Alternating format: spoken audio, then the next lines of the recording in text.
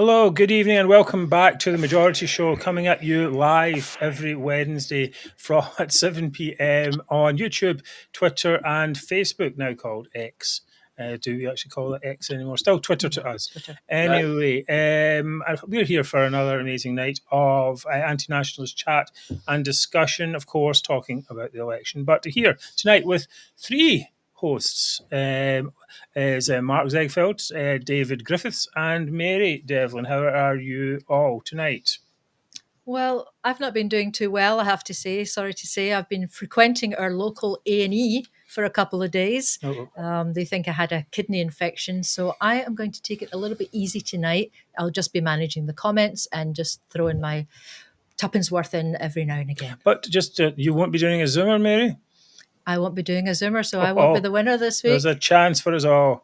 I'll be deciding the winner, so you better be on your best performance, everyone. Right. Okay, Mark, Z, what are you going to be talking about tonight? Yes, I'm going to be talking about the civil war in the SNP and how it's being played out in public. Oh, great. And David? Well, predictably, I will be analysing last week's general election results and assessing where we are ahead of the 2026 Holyrood election. Yeah, and I mean, generally tonight it will be more of a free discussion, kind of, about the election. It was a great result, wasn't it? So anyway, Mary, have you got something else to say? Yes, of course. At the end, we still will have Zoomer of the week. Right, great. So we're back with all that and much more shortly. See you in a second.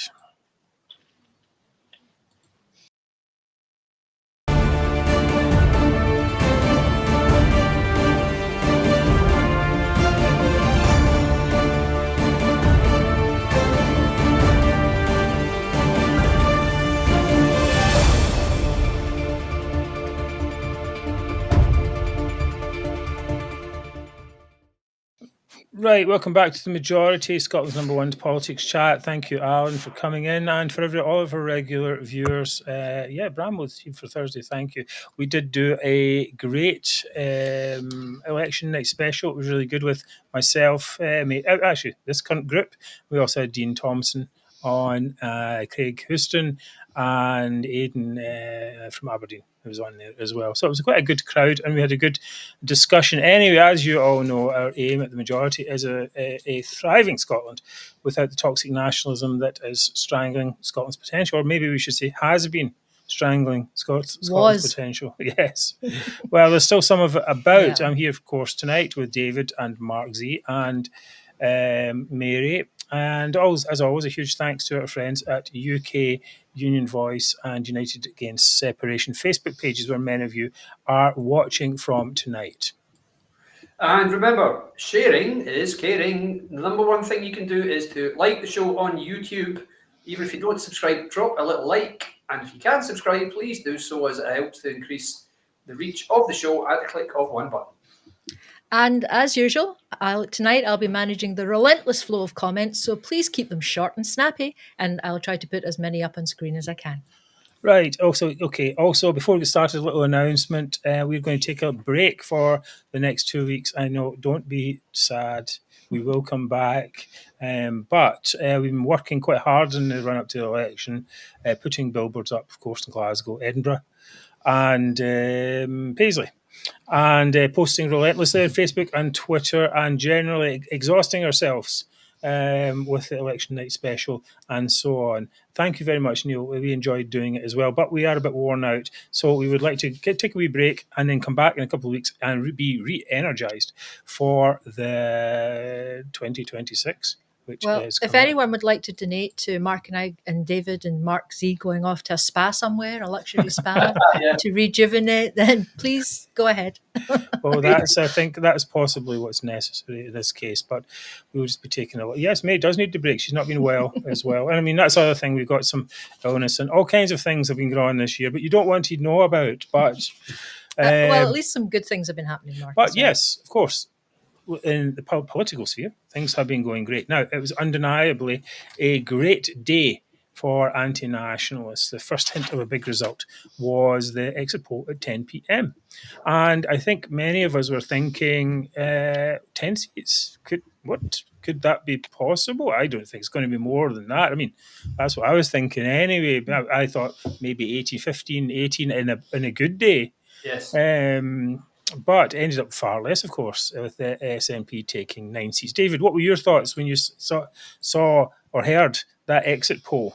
Well, I'd been very concerned leading right up to that moment, because I had said for a number of weeks that I didn't see the SNP getting over 18. I just couldn't see where the next seat was coming from until, as we talked about on the show last week, when the reform factor came in, I was then very, very worried that those 6 Conservative seats might then go to reform, which would open up all sorts of possibilities about maybe the SNP becoming the largest party. So as soon as I saw the figure, it was like, wow! I mean, nothing like anything anybody had really expected. I know there had been some polls saying they might get as few as 9, but then straight away after that, you get another one saying, well, they might get 37. Yes, I know.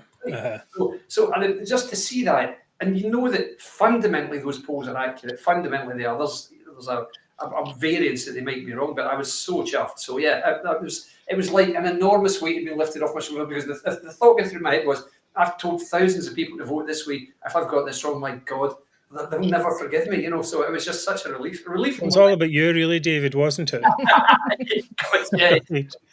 Right. Okay. His reputation was on the line. Well, that's true. It's Mark. I mean, were you having similar thoughts? Are we always confident of a big win? Well, I did predict on our show at Christmas that they would lose between 30 and 35 seats. But as David said, when Reform got into, I got worried when Reform came into Scotland, well, the whole of the UK. So I was concerned, and I was starting to think, well, if we kept it to 17, 18 seats, I'll be very happy with that. As long as they didn't have a majority, I was going to be happy. But I was doing a space the moment the results came in for the exit polls, and it was a big wow moment. It was just wow. We just could not believe it, and we were wondering, is this realistic? Can 10 be the actual, the actual number? And it was, and not as normal. The exit polls are normally pretty realistic, or near, they are near enough. So yeah, I was absolutely delighted. It was beyond expectations, and it was one of those moments you've been waiting for over 10 years now. Yes. 10 yes, years, I think it was people. least. Yes, people had been waiting for a long time. I mean, I think there was a lot of tension before, and we're going to talk about reform a bit later in the show. Anyway, David, who are the biggest losers of the night, in your opinion? Naturally enough, the SNP was a massive loser in Scotland. Alba flopped totally. We'll talk about their vote share later on, but the Alba vote, the whole Alba idea just did not take off at all. This suggestion that they were the more focused independence party with a view to getting independence more quickly, that just fell completely by the wayside. Their vote was pitiful. The Conservatives in the rest of the UK, obviously they were big losers, but although not in Scotland, interestingly, the focused Conservative vote held up, and there were only 10 seats they were ever going to do anything. And duly they came first in 5 and second in 5 of those 10 seats. So the vote held up all right there. It was a little disappointing for them on a couple of seats, but certainly the Lib Dems will be delighted. They targeted 6 seats and won all 6 of them in Scotland. Oh, that's good. Yes. So often we forget about the Lib Dems on this show, Yes. But they did quite well in the end, and able to take back Charles Kennedy's seat. Exactly. It's not quite, it's a different seat now, but yes, the fact that they are now in an area which takes up most of the seat previously held by Charles Kennedy is a wonderfully poignant thing for them. So very well done. And that chap, Angus MacDonald, he obviously fought a great campaign. I'll talk about him a little later on, but kudos to him. He was the one, if you like, surprise result of the night. So very, very impressive indeed. Well done. So Alba got 12,000 votes across all of Scotland. Yes. I mean, you got to think about that, right? I mean, you've got to say, well, the many people, Wings over Scotland, those crew, were like, okay, we are the real independence supporters. Yes. If SNP isn't doing the job, So we vote for Alba if you think that Alex Salmond is a great leader and can do it, right? And then they got up to 12,000 votes, less, 14 times less than Reform, for example, and many times less than any other party. Even Alex Salmond didn't vote for his own party. He used the excuse that he only had an SNP candidate in his constituency, but surely you wouldn't vote for the party that hates you. I don't really get that. I mean, you any thoughts on that, Mark? I'm not so surprised that he voted for me. I am quite surprised that he's come out and told everybody. Why not just keep it quiet? Because your vote is private, isn't it? It's a private vote. So why does he have to come and tell everybody that he's voted SNP? And he quite openly told people that he voted SNP. Was he trying to give some sort of message? I don't know. Nostalgia? Maybe he wants to come back and be the saviour of the party. I don't think that's going to happen. Too much. I don't think it's going to happen. But in his mind, I think he's arrogant enough to think that he can come back and be the saviour of the party because they can't get any lower. Well, it's yes. I mean, it's definitely the thing. I mean, wait and watch. Well, this is of course that's the question, I suppose. People who could have voted for the SNP didn't vote for the SNP. That's right. This was the thing they had. I don't know if maybe it's further down, but anyway, it doesn't matter to say it. But now, I mean, they basically said SNP leadership said Labour's going to win anyway, so vote for us. Yeah. And but people didn't vote for them anyway, and then people didn't vote for Alba either, which kind of makes me wonder: is nobody really interested in what they're selling at all, David? Well, here's the analysis here. Alba supporters are too busy having sleepy cuddles. Good point. Yes, well, it's an extremely good point. We've been hearing for months now from Wings and all that crowd, Ash Regan, that of course we need independence yesterday, not tomorrow, yesterday. So we're going to move towards it. Voter empowerment mechanism, de facto referendum, all this complete hogwash. And the supporters had the opportunity to come out. There was so much talk that, let's not forget, support for independence is at 50%, apparently. And so we'll talk more about that in a wee while, I think. So naturally enough, the second, if you like, pro-independence party, solely focused pro-independence party, got an absolutely meagre total. And this total, to contextualise it, is just over half the number of votes All for Unity got, standing as a list-only party. Right. Yeah. It's this pitiful. It's 11,000 votes across all of Scotland. Honestly, you might as well not bother. Seriously. No, I mean, did they even run a campaign?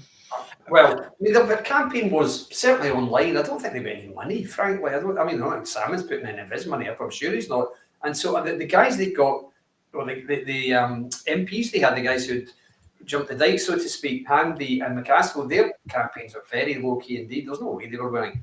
That was. He never really gave it like the this is the real weird. I'm the real independence guy. Vote for me. There was none of that, and it's kind of strange actually. Perhaps it just Alba really just exists to give Alex Salmond some money. Well, Neil Hanvey went from being an MP to losing his deposit.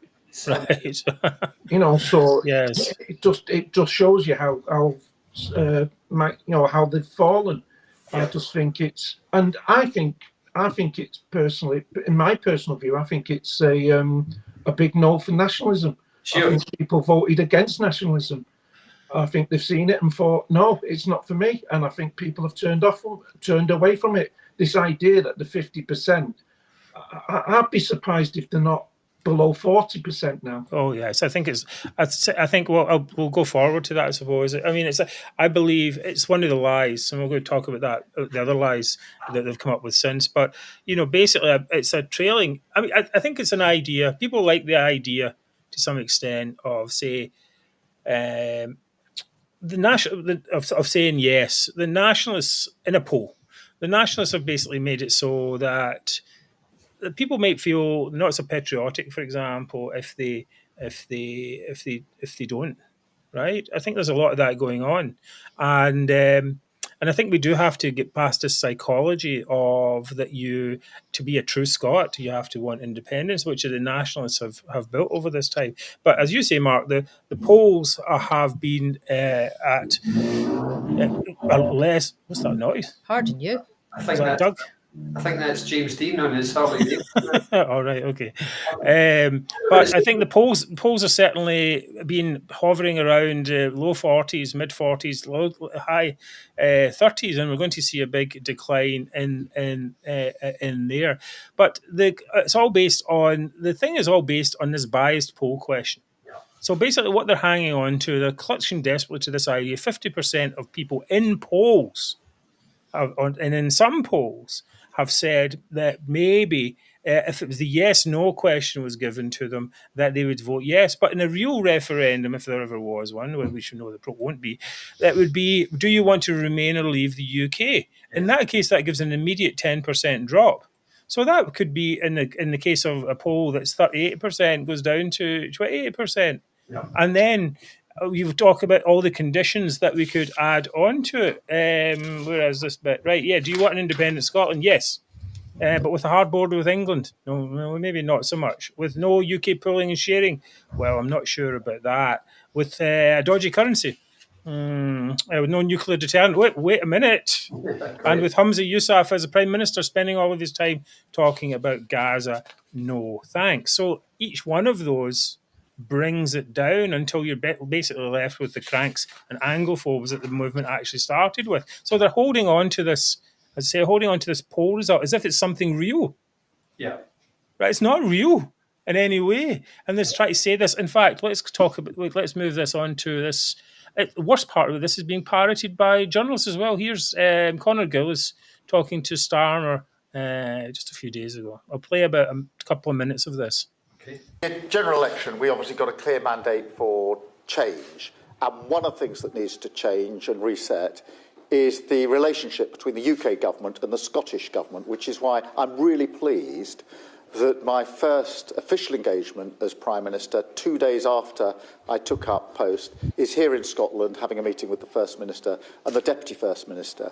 We discussed the economy, we discussed energy, and as we'd expect, we discussed Grangemouth, which is a cause for concern, and our governments will work together on that issue straight away. And we agreed steps to make sure that we can make sure that delivery for Scotland is the #1 priority. I'll come back to Grangemouth in a second, but did you discuss Scottish independence? Because clearly that is a big issue for the SNP government here. 50% of the population still support it, according to the polls. So was that a point of discussion? Well, I'm not going to go into the details of all the discussions that we had, but we were of a joint view that we can work constructively together.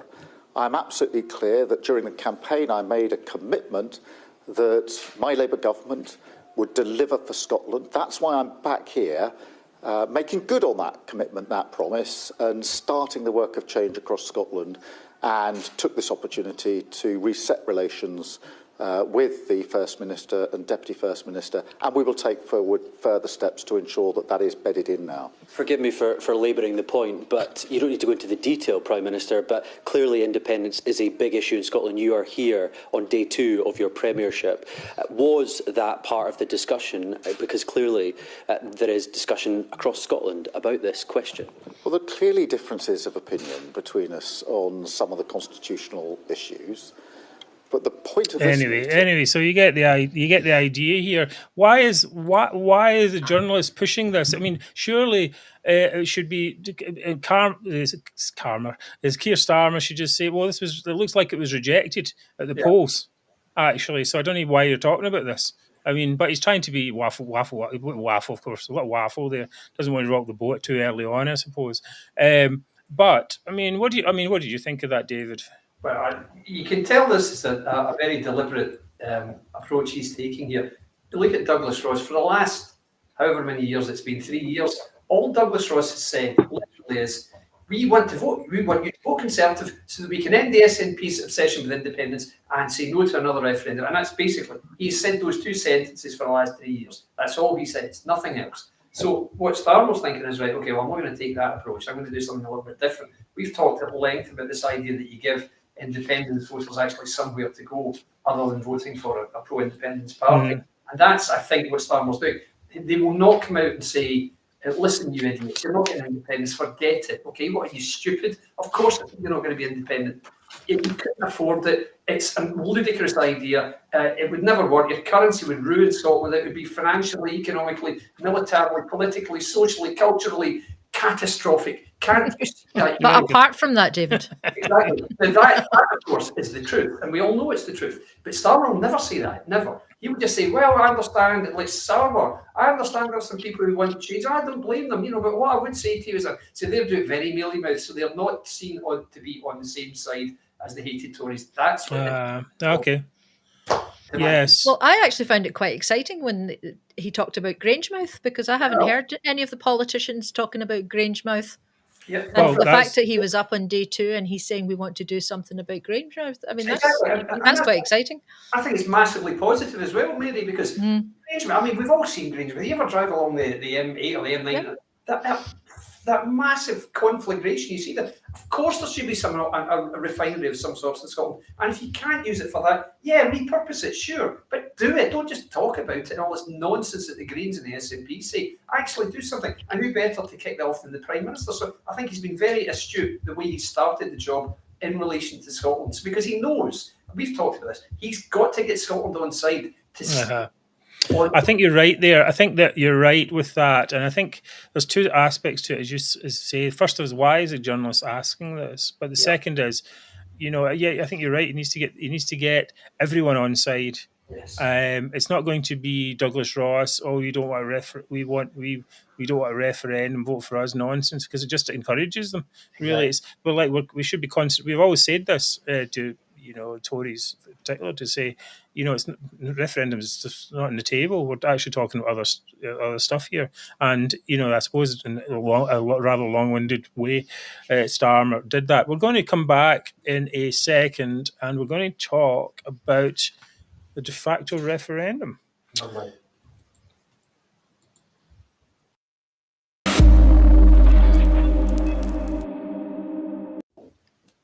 Thank you.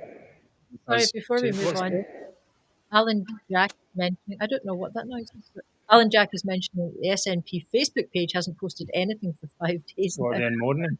They probably had to file it. They've all run away. Well, are there any left? That's the question. Any left? Now down to 9. Oh, that's true. They won't be able to afford to pay anyone to update the Facebook Well, there is page. that. That's true. We didn't actually put that down on the list, but we're going to. Perhaps we can mention that, of course, they lost £1 million or so in short money, so-called short money, which is money that the UK government gives to political parties to finance operations, and the reason it is supposed to, because the party that's in power gets access to the civil service and all the benefits of being in power. So it's a way to try and balance that. And they're losing all that money. I don't know how much they're going to end up with, but almost £1 million down for a party that is almost bankrupt, or maybe bankrupt anyway. Mark, I think you know something about that, don't you? Did you post about that? I think they're going to lose something like 6.5 million over the next 5 years. Right. The accounts are due, I believe, this week. Yeah, July. Oh, really? July. So we'll find out in around about August time, the end of August, on the accounts will be shown. I do believe, personally, I think they are bankrupt. I think this has been an absolute disaster for them, the amount of MPs has lost, because they've also lost the contribution from the MPs that were given into the pot. Yes, that's right. I think it was round about £600,000. Yes. Well, that was where, just to clarify for people who don't know what that is, that's each sitting MP was obliged to give 10% of their income, their Westminster income, into a pot that went into the SNP finances. And they're now, of course, down somewhat because of that. Yeah. So I do think they've got no big sponsors or no big money coming in.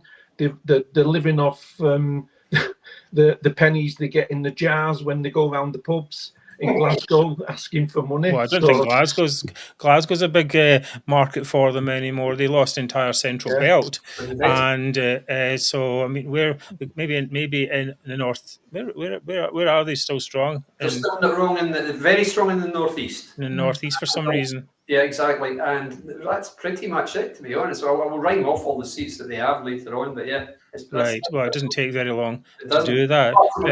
Apart from, of course, Butte and Argyll, which is straight that way, God, I look over and think, how could you guys, honestly, how could you, really? Yes, it seems, I mean, we had many years of bad headlines and so on, and, I mean... You think over there in Butte and Argyll that they would be blaming the SNP for the ferries? Absolutely. They were always in the lead there, unfortunately. It was one of those seats, I won't bore you about seats and time voting in, but that's one of those 7 or 8 seats where it just was next to impossible to pick a winner to challenge. That was the problem. And as it turned out, a very, very good Conservative candidate came second there. She'll go and do other things, I'm sure. But that was it. They didn't really get close to them. That's a real shame. A real shame. Never mind. But can I just ask, guys, what actually will happen if they don't have money? Well, if they are made bankrupt, they will become independent MSPs in Holyrood. But can't they just reconstitute the party, like almost straight away, just like say a new SNP and make a new company, as it were? But they still won't have any money. No, I think the debt still stays if they do that. I think they have to, I think they'll have to be disbanded.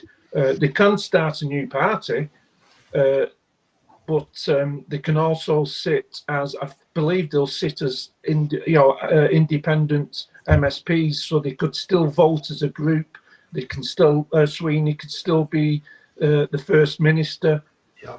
But it then becomes, if the Conservatives or Labour do a vote of no confidence in the First Minister, you've got all those independent MSPs thinking about their own jobs and thinking about the party. The rebels may vote against a First Minister, and that would cause an election. Party discipline is absolutely right. That's not going. Exactly. And as Mark says, you know what's happening now. You've already got cheerleaders in the press saying, "Oh, wouldn't it be great if all these MPs who've lost their jobs came up to Holyrood next time?" How do you think the MSPs who are in situ right now in Holyrood are thinking about that? So if they get the opportunity to say, "Are you happy with the leadership?" they're going to say, "Are you mad? No, I'm not happy in the slightest." No. So I think it's anything. If I mentioned this in the election night show. I was told some months ago that Sturgeon is planning to start a new pro-independence party. I have no idea. I can't believe it should go back into politics. No, I don't think so either, but I was told that about 6 months ago. That's a plan. That was a plan. And I remember telling people in the world, saying, "Are you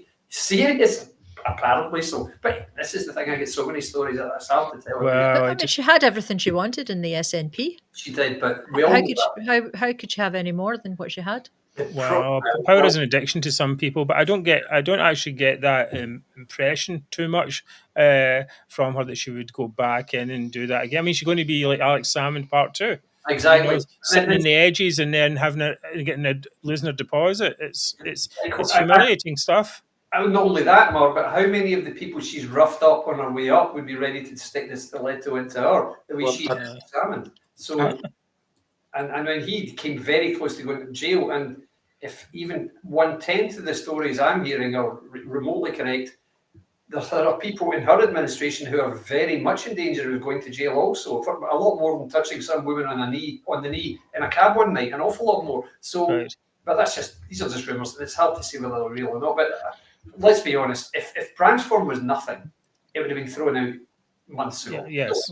So something's going to happen down the line. No, something's going to happen, and we some of us saw this thing. Tommy Sheppard, I think, I don't have it to hand, but basically in the interview, basically said he was waiting for the charges to come down. He said that. Waiting for charges, yeah. Yeah, see if I can find that quickly. I don't know if he just meant that in a kind of general way, though. Well, it's possible. It's possible. I don't have it ready to hand, but you just look in our Twitter feed. He said something like it didn't help them in the election that the leadership are waiting for charges. Yes, I'm going to find it quickly. His face was so crestfallen. Did you see him? And also, of course, Alison Thulis. Oh my goodness, they looked absolutely. They was disbelieving, didn't they? Couldn't believe they'd lost. Should have listened to me, guys. I told you. This is the thing here. And then there was the elephant in the room, Operation Brandsform, never mentioned, always there. Hard to fit an election with your former leader awaiting charges. Maybe just Former leaders. Oh, former leaders, yes. Maybe just a slip of the tongue, maybe just a figure of speech type of thing, not necessarily to say that those are going to happen or not, much as we might like that type of thing to happen. Anyway, now, okay, what have we got here just underneath that tweet here? Vote SNP for Scotland to become an independent country. First page, line 1, manifesto. How did that de facto referendum turn out? With only 9 seats, Nationalists did not get the majority they were looking for, lost the referendum. Nationalists were SNP plus Greens plus Alba plus TUSC. I'm not sure that is. David? Isn't that the party that... what was it, Socialist, something? I can't remember. Anyway, Anyway, they got 34.4%. Pro-UK Labour plus pro-UK parties were Labour, Conservative, Lib Dem, and Reform. Question mark. 64.7%, which is basically a third to two-thirds. So much for the 50%. I mean, surely if you were voting, if 50% of the people wanted independence, they would vote for it. Vote for the parties that would bring it. Why wouldn't they do that? They should have had the option, as we said. They were told, you don't need to vote for Labour. You don't need to vote. You can vote for Alba. You're entirely free to do so, and they didn't.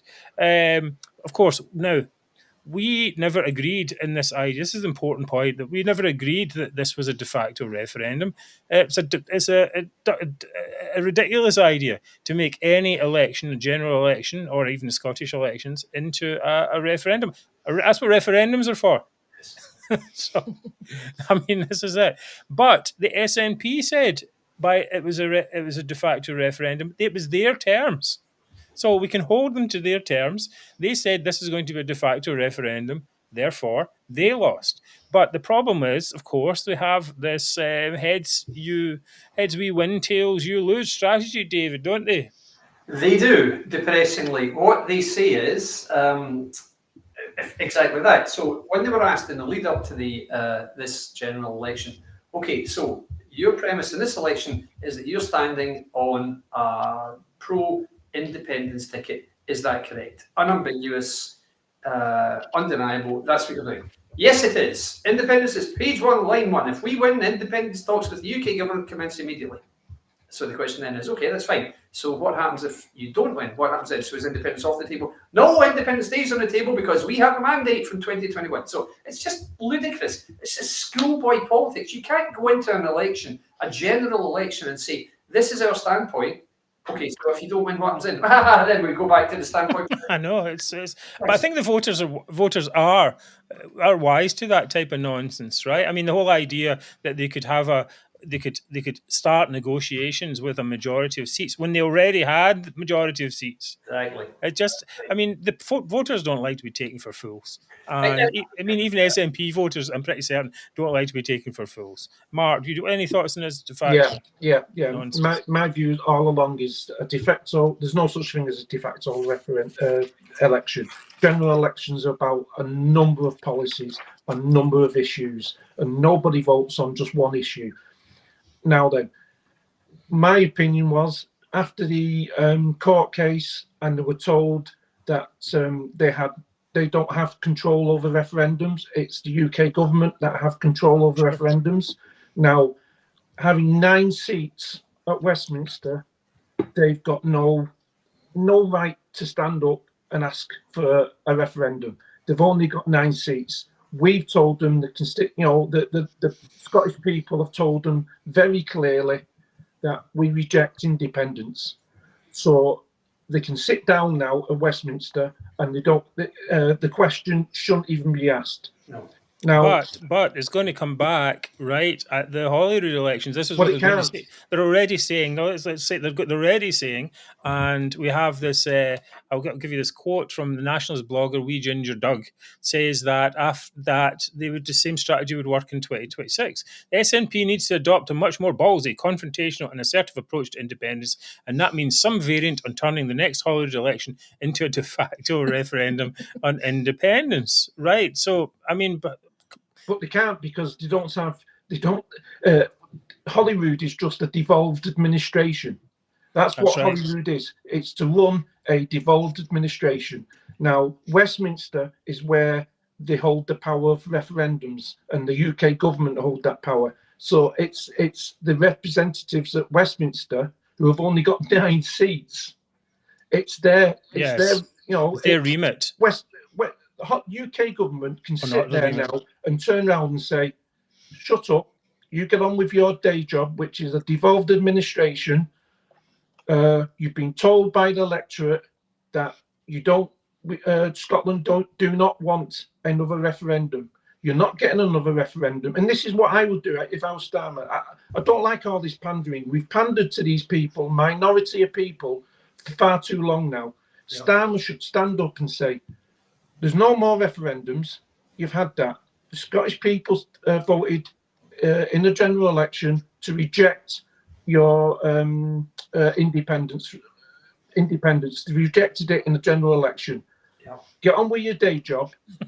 If you get voted in at Holyrood, that is to run a devolved administration. It's not a separate government. We don't have 2 governments in the UK. We have one sovereign government.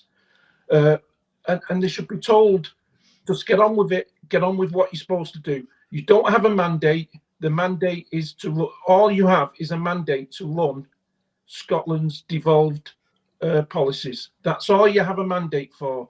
You can't. I think you're right to some extent, but I think David's point is also very good. That basically they can't. It's maybe not a good idea to antagonise them overtly at this point. I'm not saying because there's any pushback.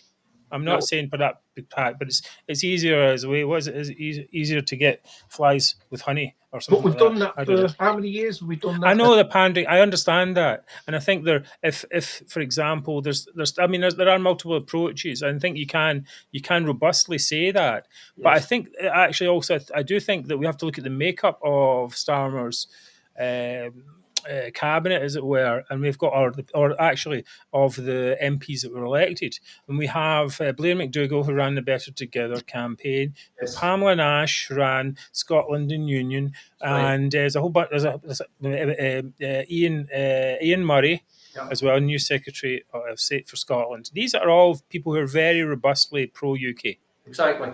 Right, and I don't think Starmer's going to have the choice of giving that many concessions to them anyway, because these 3 people alone are should be enough of a bulwark to say no, we're not giving them any more. But you don't need to overtly push them down at this point. I think the real change will happen after the 2026 election when they get beat then, and then you have the 2 governments working in tandem, and then we'll see how things go from there. And of course, they'll want to maintain that. Labour will want to maintain that as much as possible. And at that point, we'll start seeing the measures that are taken to restrict nationalists coming back in different ways. And also they'll be a bit more longer in the tooth by then, perhaps, and then they'll be able to, say, we really don't want to look. I mean, can you imagine them sitting there right now and they say, right, what if we don't win this next Scottish elections? We're going to have the SNP on our backs for another 4 or 5 years. They're going to do everything they can to win that. David, do you think so? Absolutely. And another point I would make, I mean, it's not a hugely relevant point right now, but I'll make it nonetheless. People have been saying for months, if not years, Starmer's weak on the Constitution, he's weak on independence, he'll give them another referendum. Really? Let's look at what just happened now. Yes, Starmer won with a big majority. He did. Fair play to him. He became only the 3rd Labour leader who has been born since the party's creation to win a general election. Huge achievement. Well done. But let's not overlook the fact that intrinsic within that was the fact that Scotland voted Labour again for the first time since 2010. And that means on each one of the 12 occasions when Labour has won a general election, Scotland has also voted in a majority of Labour MPs. That is an intrinsic part of every single Labour success. This claptrap from both the Conservatives and the SNP saying, it doesn't matter how you vote in Scotland, Labour's going to win anyway. It's never happened. Labour has never won anyway without Scotland. So what that means is he's never going to let go of Scotland, because why would he? That would just be insane. He's the one part of the UK which is guaranteed to help him or help the Labour Party win a general election. You think they're going to kiss that off? Not a chance. Never. It'll never happen. So if anything, this is solidifying that that connection. And also, I've said this many times, what's crucial for UK democracy is that the UK government is formed by a party which is also the biggest party in Scotland, because that takes away this SNP grievance crutch, which is rubbish. You do. If you vote for them, if you vote for a bunch of chancellors or a regional protest party, you're going to get, you won't win. Of course you won't. You won't get the government you failed to vote for if you vote SNP. Every time you vote SNP, you get Conservative. And that connection has now been made absolutely undeniable, and that's where we are right now. So he will never want to give up on this, never. So it's very I think that's, I mean, obviously want to solidify their power, and they'll do it in certain ways. At the moment, it's softly, but we'll see. I mean, it puts the SNP in a very difficult place. If they cause too much trouble, Scots will see them as stymieing a Labour administration. If they bang on about independence more, they'll lose more support, increasingly out of touch. Where do they? I mean, where can they go from here? Is that not in the next section? But anyway, well, let's just do it now. Where can they go? Where does the SNP go from here, Mark? Yeah, my issue. I think the SNP are finished. I think they're a party that's on the down, and I think by 2026, if they're still around as an SNP party, I think they'll lose that election as well.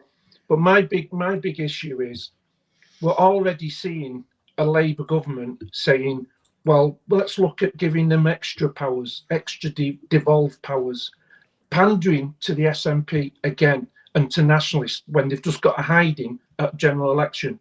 We're seeing, why did Starmer go to Bute House to see John Swinney? Why did he go to Scotland? Why not just sit at Westminster and say, you come to me?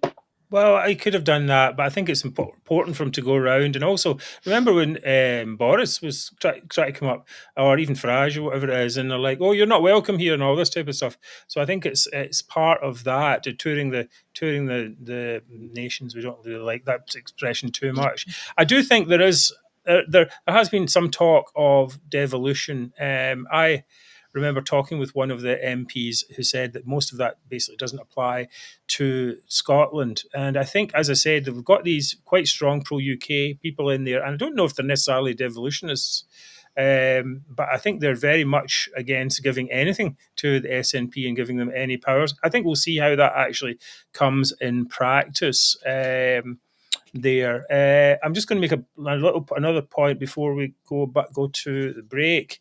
Which is also, this was a rejection of this is not noticed by many people, but this is a rejection of the rejoin the EU strategy as well, right? Not many people have pointed this out. They went on there for quite a considerable.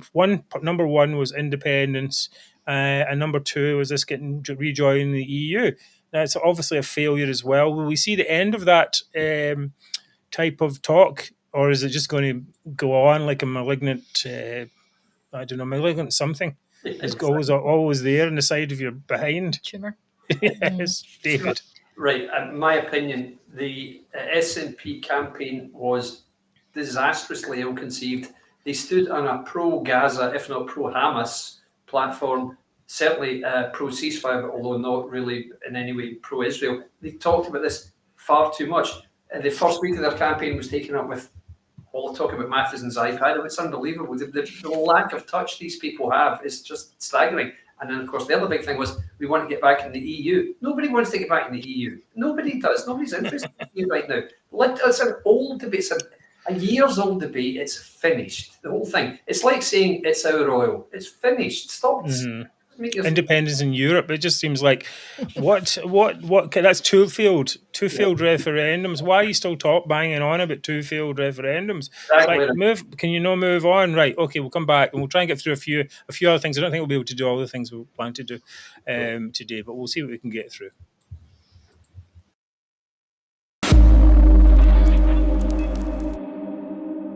Did I do the donation before?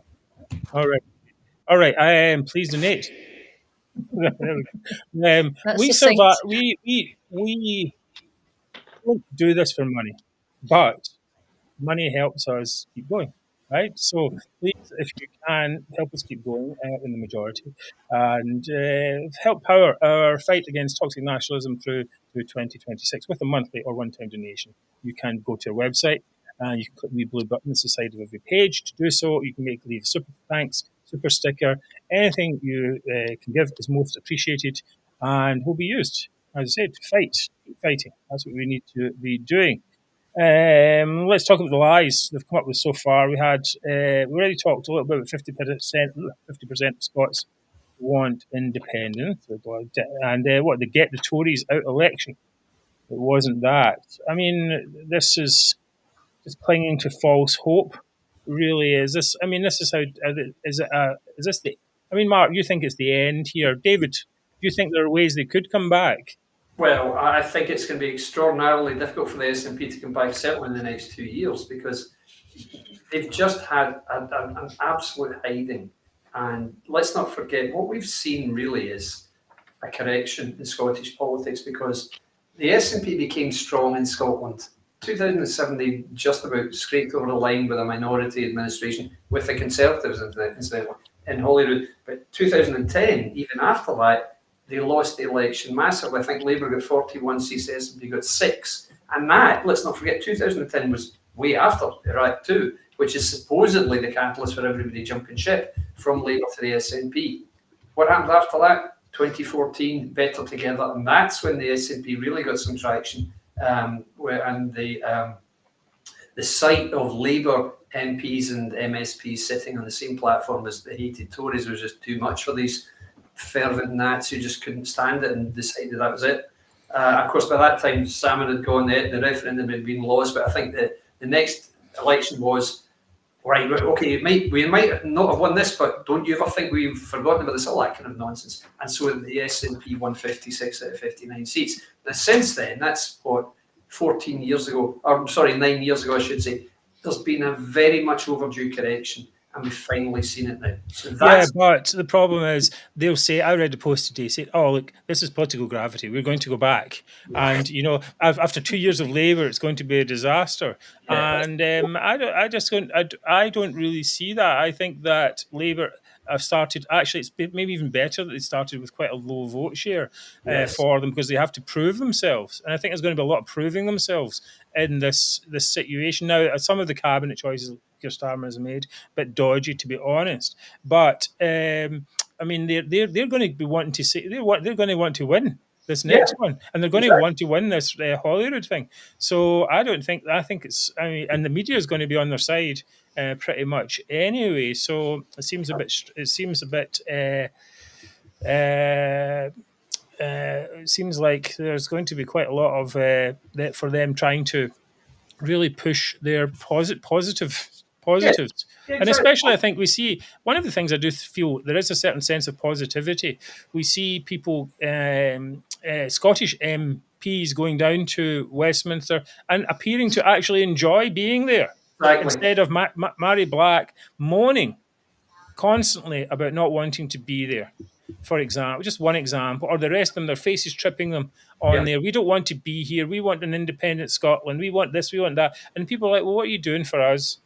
Actually, that's, you know, we've not done an end for us. Now, these people going down at the moment, they're like, well, they look pretty happy to be there, and they're part of the government as well. They feel like that's a big change. I think people feel that, well, I think many people might think, wow, this is different. People are actually there. I mean, we just had, before, we really just had, for the past year or so, or a few years, we just had Alistair Jack and the Tories as well. So it's just a bit imperious, as it were, perhaps, feeling maybe to some extent. But rather than, you know, okay, these MPs are woven through. Now, okay, we had a lot more to say on this section, but to finish off just this part, we're going to talk about reform in a second. But Mark, you were going to talk about Sturgeon so let's talk about Sturgeon and her performance on the telly there. What did you think of that? It was fantastic. I loved it. It was some of the funniest TV I've seen for a long time. It was like a comedy. But Cherry has really gone after Sturgeon and Blackford. she lost a seat, and I think it was, well, I've lost my seat. I am now going to say what I've been wanting to say for a long time, and she has gone after Sturgeon, completely gone after her. She's asked Sturgeon for an apology for the way she's ran the party since Salmond left. She said Salmond had created a party that took Scotland near to independence. Well, it wasn't too near, but that's her words. And Sturgeon has completely destroyed that party. She's ran it like a dictatorship. She's brought the Greens into Parliament, and absolutely, she cost 38. She's been blamed for costing 38 MPs their jobs. So I think you'd be pretty annoyed in that case. But is the blame really with Sturgeon? I mean, I think Sturgeon. I mean, she was just the messenger, really. By going to the Supreme Court, she killed independence. It was actually killed in 2014 when the majority of Scots voted against it. And she tried to kick the can down the road as far as she could, and then she couldn't do it anymore. Is it her fault for kicking the can down as far? I think it's her fault, because it's not just about the independence. I think it's about the way she ran the country, the bad laws that she brought in. Yes, that's very true.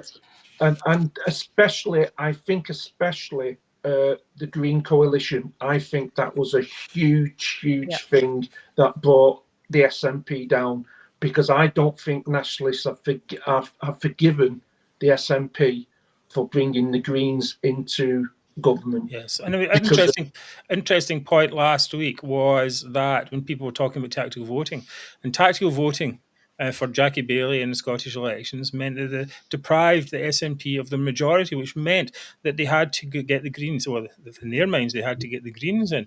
And then all this unfolded because of it. So, David...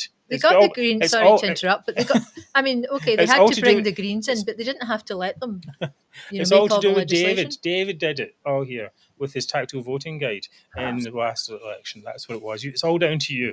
Absolutely, that's exactly what it is.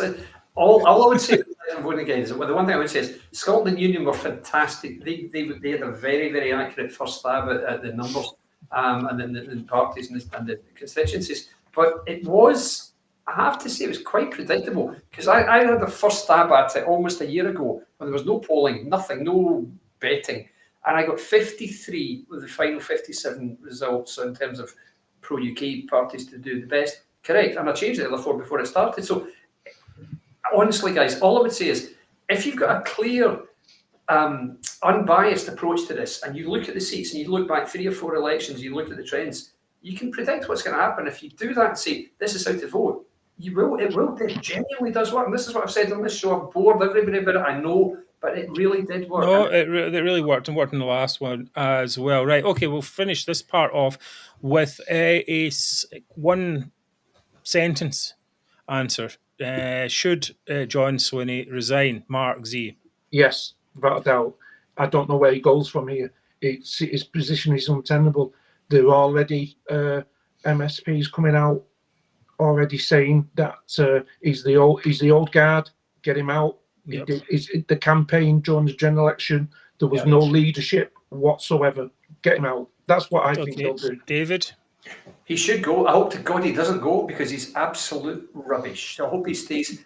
As far as I'm concerned, Swinney must stay. If I was in the SNP, he wouldn't last one more day. Seriously. Right, and Mary, you can give your opinion on this one too. Well, I agree with both of them. I think Swinney absolutely has to go, but on the other hand, it would be really good for us if he stayed. Right, very good. Okay, we're going to come back. We're going to have a quick chat about reform, and then we'll be going on to Zoomer of the Week. Thank you very much for being with us tonight. We're glad to have you here, and we hope you're enjoying the show, of course. Please buy a T-shirt. Look at these. These are great. Right, okay, back in a second.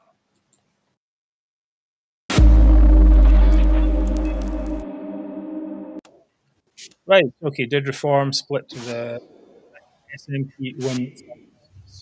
General reminder of reform. What happened in the week before the election, I wrote an open letter on behalf of myself and social media prominent social media accounts in Scotland who could reach combined, I think it was 850,000 followers, although many of those were people who would subscribe to the same thing, but nonetheless a massive reach of the Scottish electorate, asking Nigel Farage and Reform to stand down in the 7 constituencies where they would split the vote. They didn't listen to that. And then I think the day before the vote, we found out that a video was shown of the deputy chairman of Reform saying that he would still vote for independence. And he didn't really disavow that, actually. I noticed as well. And then there's this ludicrous, the idea, they have this ludicrous idea of a referendum in 2039 as well, which accepts the idea that Scottish people are sovereign and they have a right to break up the entire UK, which is not a pro-UK position anyway. And David brought up the point that they had actually stood down in Northern Ireland. That's correct. As well. So we were basically saying, look, this is maybe not the time for Reform. Need to firm up their constitutional stance, because while that's not the most important issue for people in the election, health, economy, and so on, they're the main things. It still is a test. I think people still have to say, well, is this party a pro-UK party or not?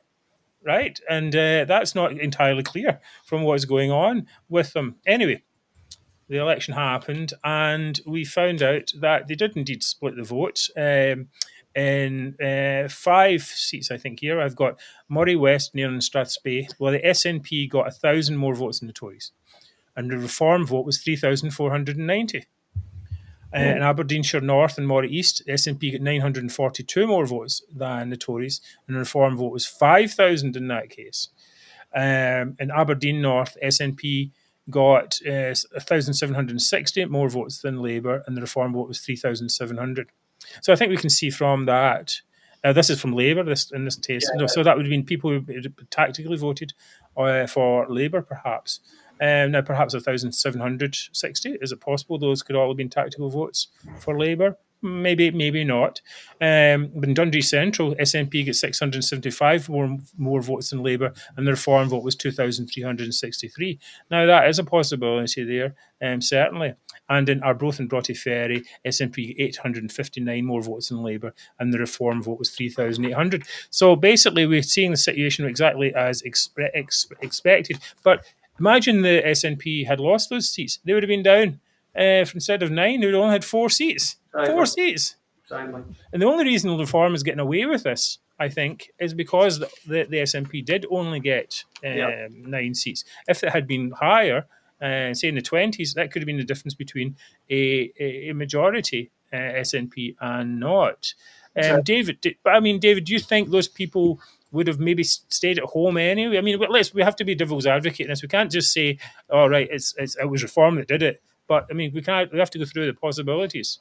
No, indeed. I mean, my belief is Reform caused an issue in 2 seats fundamentally, and that's the 2 seats at the top: Moray West, Nairn, and Strathspey, which Conservatives should have won, and also Aberdeenshire North and Moray East, which Conservatives effectively were holding. Those are the 2 seats they really caused. They did. I mean, it's unquestionable they did. The others, is it really practical that are these people who didn't vote Labour, were they really going to, they voted Reform? Would they have voted Labour? Probably not. Aberdeen South, the same. Aberdeen South, the problem in Aberdeen South was the same as it seemed to be in Stirling for a long time.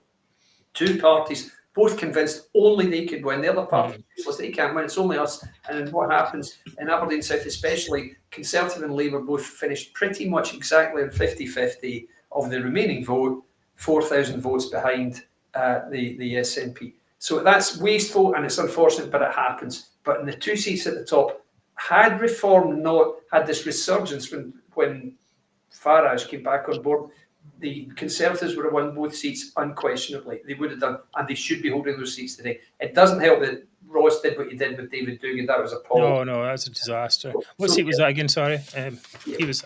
Which one was he again? Yeah, was it Aberdeenshire North and Moray East? Yeah. So I mean, ridiculous. It's appalling that that's the case. But as I said it's mentioned here. I mean, I spoke to a lot of Reform people in the lead up saying, surely you don't want to give seats to the SNP rather than go to Conservative, I mean, or Labour. And the answers were like, oh, of course, if somebody takes a seat from Starmer, that's good for us. And goes to the SNP, oh yeah, that's good.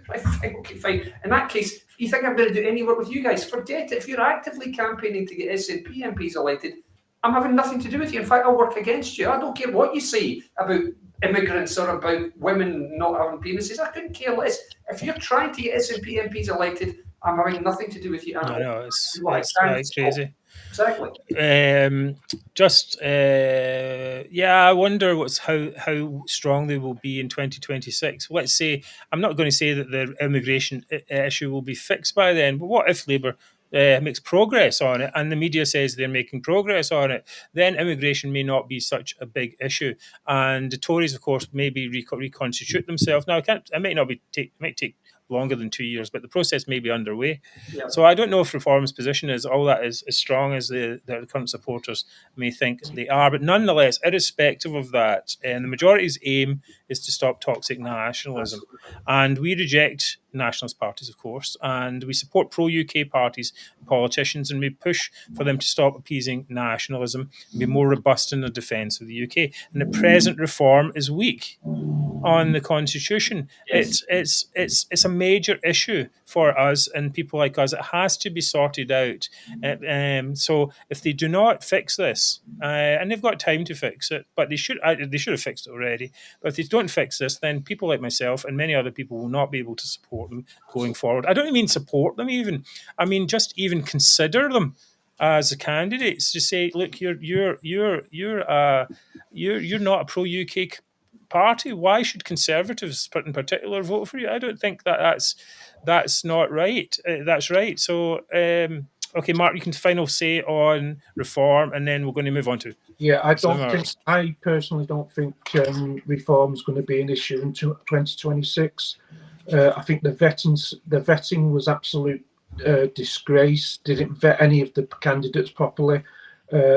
We found, at least without even looking, there was 5 candidates that all stated that they would vote independents. I do think that I don't think that we've been told personally that they're going to weed out these people and do it properly by 2026. I don't think they will. I think they'll just let it lie now, and I think in 2026 the same people will still be in the Reform, and if they are, I'm one that's going to be fighting against them, because I don't trust them. It just seems that they just don't really understand what's going on in Scottish politics, which you think they should do, having UK in their name. All right. Okay. Things you can do to support the show. You can buy a T-shirt or a mug. Look at this beautiful majority T-shirt. They're flying off the shelves.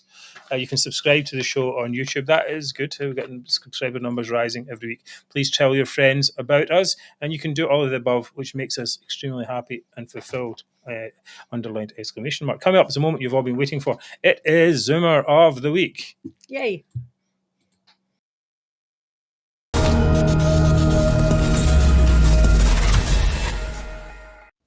We're not going that long, Mary. We're good. We're all good here. You remember when... You begin, if I could just say one thing. One of the guys says, Dave Daniel, he said that in Aberdeen South, Scotland Union recommended Labour as the unionist clubs as the voting guide, which I helped bring together.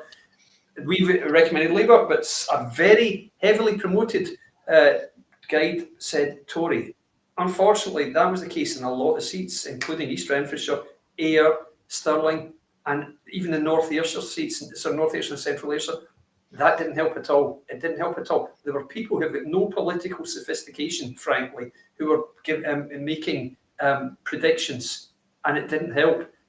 So what I would say next time, guys, is look at the Scotland Union guide and look at whatever guide I put my name to, because we got it spot on, both of us, both parties got it, both people got it spot on. Don't watch anybody saying, like, Conservatives came second here 17 years ago, so they're bound to win. All that rubbish that these people were saying. That's what went wrong with the 9 seats that didn't go our way. The rest of it was done correctly, so you're quite right to point that out. Sorry to interrupt, Mark. And to counter Alex's thing, yes, of course, we will be trying to get as much money and stuff together to put as many billboards as we can. We did very well with our SNP out billboards. We might even run the same ones again, but more of them, more. More. Right. Okay. Remember a few weeks back with the Indy-car guy? Remember him? He's been on the thing a few times. The first time was in his jumper, and I don't know what he was talking about then. But anyways, next time he was talking about the British. Thank you very much, Mark. Yeah, very nice. He was talking about how the British security services were blocking transmissions he was making from his car, and which nothing to do apparently with his dodgy phone connection. It was MI5 that did it. However, despite being chased by white detector vans all across Glasgow, he's still managing to get his messages out, this time talking about how Nicola Sturgeon had been captured by the British state. Wait until the end of this. And we also now know, incidentally, that the so-called case against Nicola Sturgeon's husband, Peter Murrell, has collapsed because there is insufficient evidence. And that was announced on the eve of the close of the vote. So up to that point, everybody thought Peter Murrell was potentially heading for a court case, and now he's not. All of these things are adding up to the British state manipulating Nicola Sturgeon. They've put her in a place now where they've offered her a job as a political pundit, which is intended basically to rub her nose in it and ours. This is your disgraced leader. Now she's reduced to appearing on our television channels, commenting on the defeat of her own party. And this is something which the British state has done ever since the 11th century. They've been putting people on TV since the 11th century. Yes, because we can all remember when William Wallace was invited to News at 10 to talk about the coronation of Edward Longshanks. Let's address the meat of the claim that Peter Murrell's charges have been dropped. There's nothing about that whatsoever anywhere.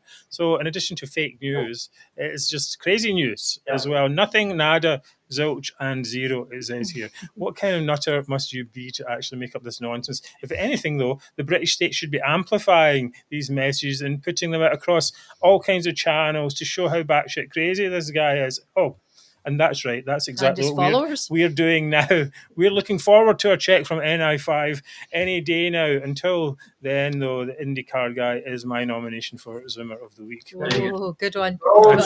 Nomination. I want the money. I want the MI5 money. Yes. Great. I want the. Where is it? Where is it? The check must have got lost in the post. Right. Who's next? Who is next? Actually, David's going to be next. Right. So see you in a second.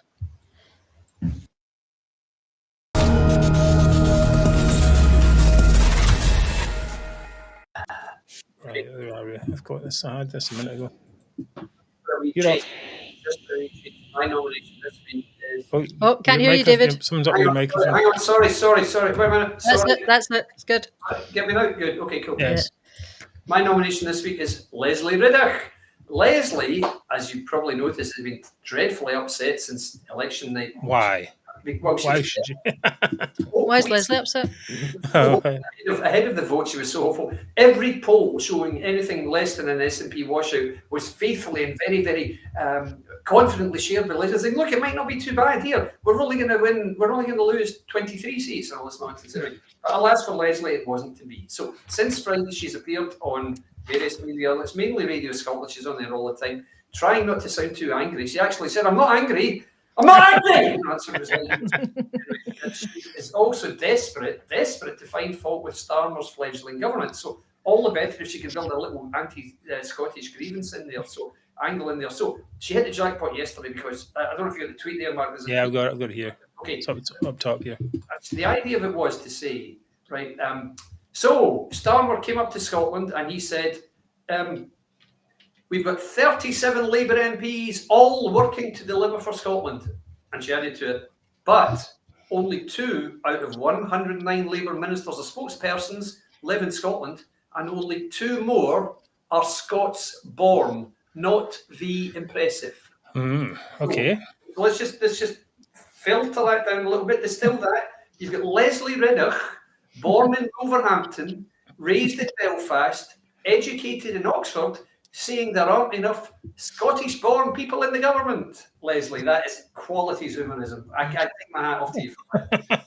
That is outstanding. Well, see, as physician heal thyself, it kind of reminds me a little bit of the SNP at the moment, who are all, trying to distance some commentators trying to distance himself from the SNP that they've promoted all this time as well. But she is a bit of a.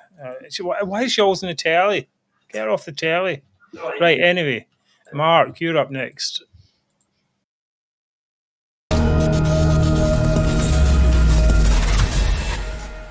Right, okay, who have you got this time? Right, my Zoom of the week is John Swinney. The first one. It goes to Starmer. Election finished. They've just had a huge kicking.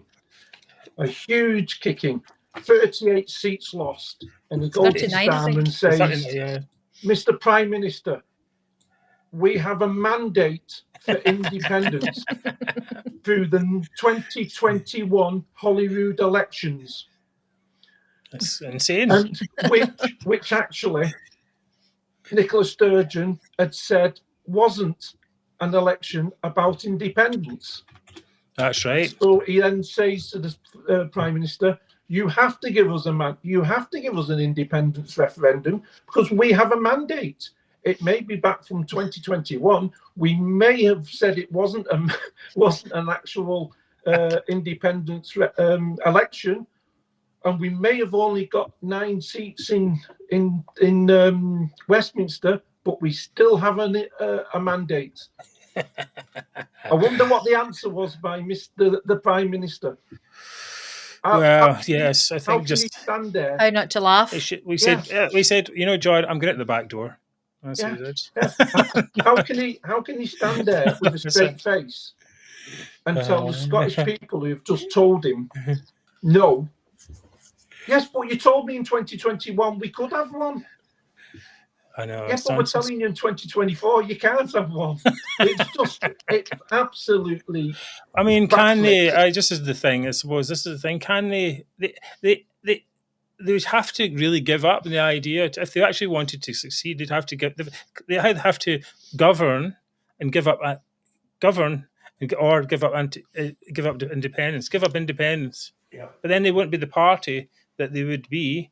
But then maybe they could make something out of it. I don't know. Maybe. Who knows? But they're going to lose all their spoilers. Of course, they're only there for independence. I think he should have showed a little bit of humility and just said, okay, we've been told by the Scottish electorate at the moment we don't have a mandate for independence. Okay, for the next 2 years we're going to work really hard at making Scotland. They're like, we shouldn't be telling them what they have to say. Well, I know, but they're saying like, I'll be quiet.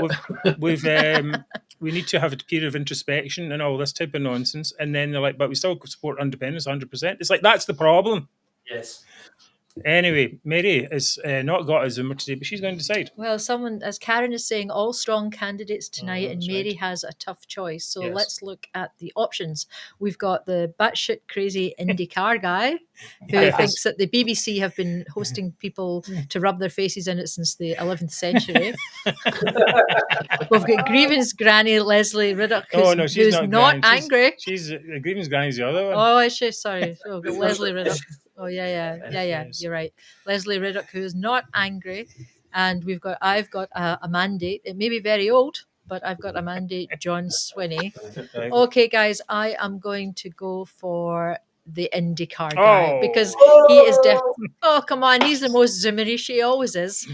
It is quite zoomery. If you want to win, just bring on the Indy-car guy and you know you're going to win because it's like... Right. Okay. Very good. Thank you, Mary. I think they were all very good. So thank you. It was a close run contest, but for ultimate Zoomerism, yes, he is. He's there. He's just got a whole. He's just continuously on Zoomer. It's turned Zoomer to 11. That guy. Yes. Yes. Right. We are so happy to have you. I say it before. He's a car driving instructor. It's like me as well. Anyway, moving on. We're so happy to have you all with us on the show every week. Scotland's #1 politics chat. I'm happy for your support through these years. We'll be taking a break for a couple of weeks, as mentioned. So we'll see you back here, same place, same time, on July 31st. Now, if something big comes up, if Nicola Sturgeon gets arrested, she's been arrested. Gets charged.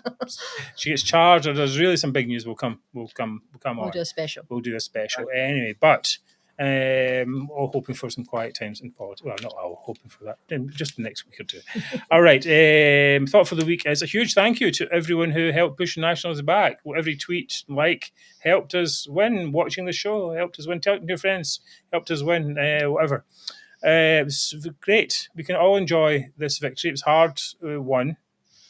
It took a long time, but we knew it would come in the end. So great for us. We're all happy. But let's make sure this is the start of the end of Scotland's experiment with toxic nationalism, and make sure that never returns onward to 2026. We will see you again in a few weeks. Thank you all, and good night. Thank you, Mary. That's very kind of you as well. Okay, all right. So good night from me. Good night, everyone, and thank you for all the comments tonight. And David? Good night from me, and guys, thank you for backing the tactical voting guide, because I told you it would work and it did. Well done, everyone. Thank you for making it. And Mark Z. And good night from me. I'm going to watch England. They're getting beat 1-0. But there's some good news for Scottish nationalists. England. Yes. Right, well, enjoy your game, and we will see you again in a few weeks. Take care, everyone. Bye now. Good night. Good night.